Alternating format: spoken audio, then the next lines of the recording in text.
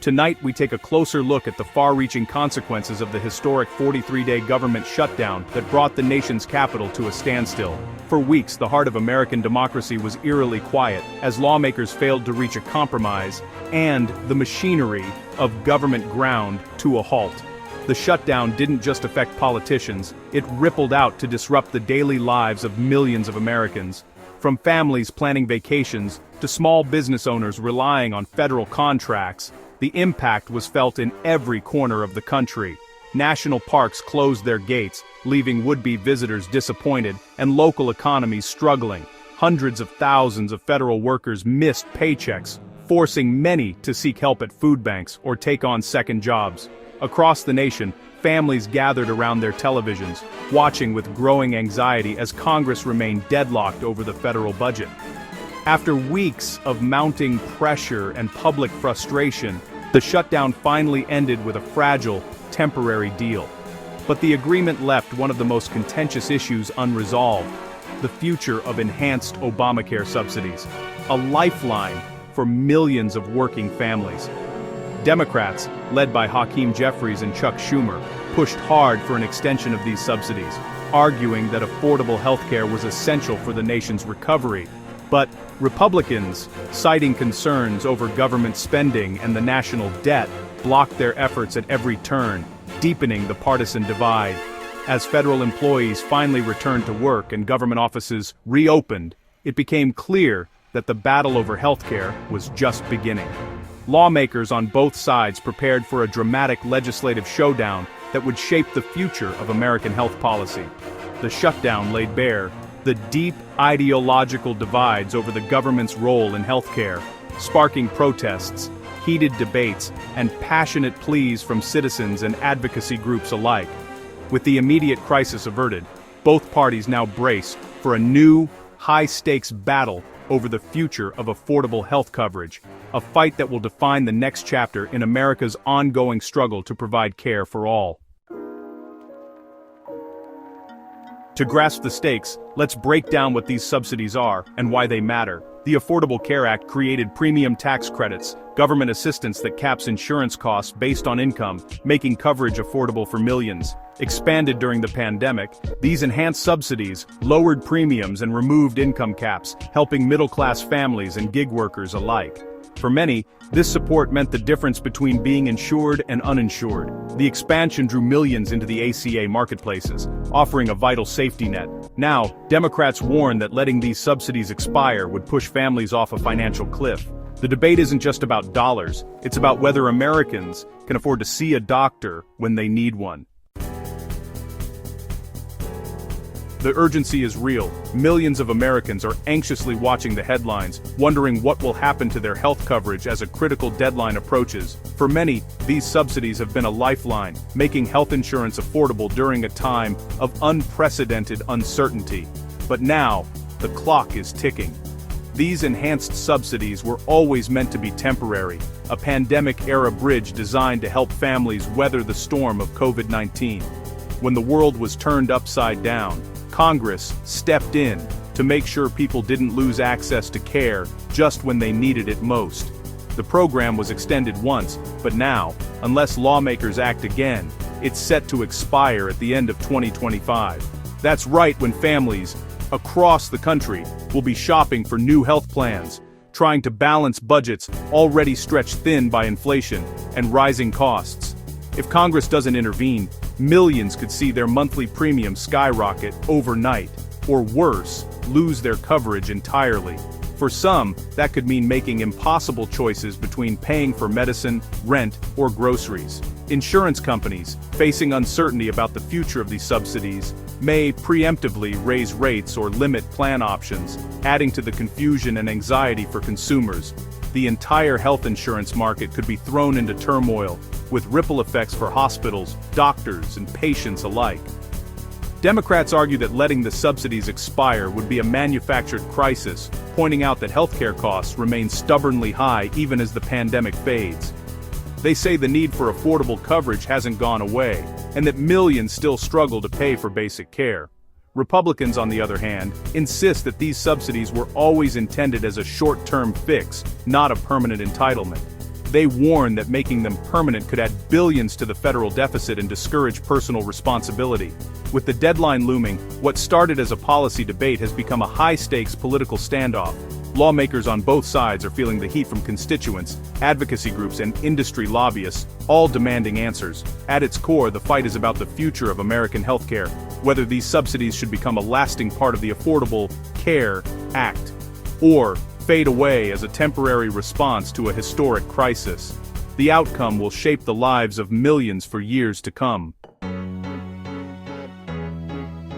With time running out and the legislative clock ticking, Democrats in Congress have made extending critical healthcare subsidies their top priority. The stakes are high, and the sense of urgency is palpable as lawmakers race against deadlines that could impact millions of Americans' access to affordable care.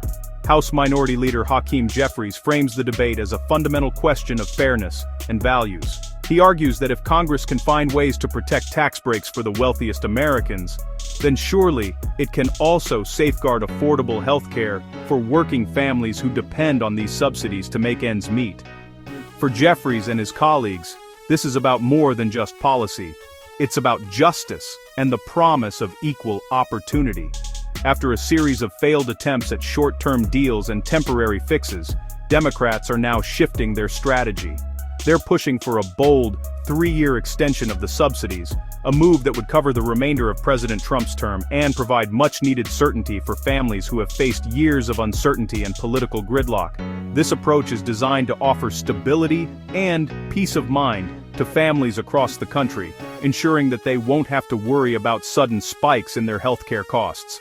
At the same time, it raises the political stakes for Republicans, forcing them to take a clear stand on an issue that affects millions of voters. The new Democratic strategy is to force a clear and public choice. Will lawmakers side with affordable health care for everyday Americans, or will they prioritize fiscal austerity and budget cuts, even if it means higher costs for families? The answer could have far-reaching consequences. To build momentum, Democrats are working to rally public support, organizing rallies and town halls, and urging voters to contact their representatives. They hope that by mobilizing grassroots energy, they can pressure vulnerable Republicans, especially those facing tough re-election battles, to break ranks and support the extension. Ultimately, the fight over healthcare subsidies is about more than just numbers on a spreadsheet. It's a battle to define the core identities of both parties as the next election approaches, shaping how voters see the choices before them. The outcome of this high-stakes debate will not only determine the future of the Affordable Care Act, but also set the tone for the nation's political landscape in the years to come. With standard routes blocked, Democrats turn to the discharge petition, a rare tool to force a House vote. If 218 members sign, the bill bypasses leadership and heads to the floor.